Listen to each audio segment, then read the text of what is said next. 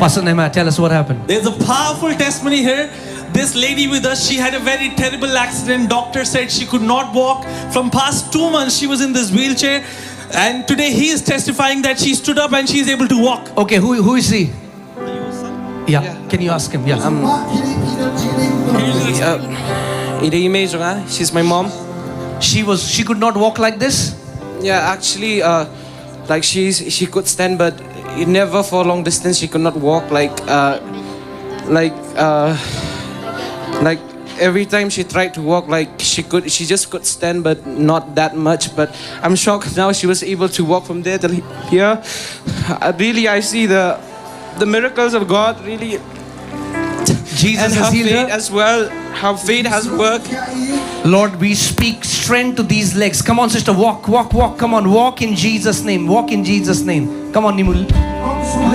Yeah, come on. Thank you, Lord Jesus. Yes. Thank you, Jesus. Thank you, Jesus. Yes. Thank you, Lord Jesus.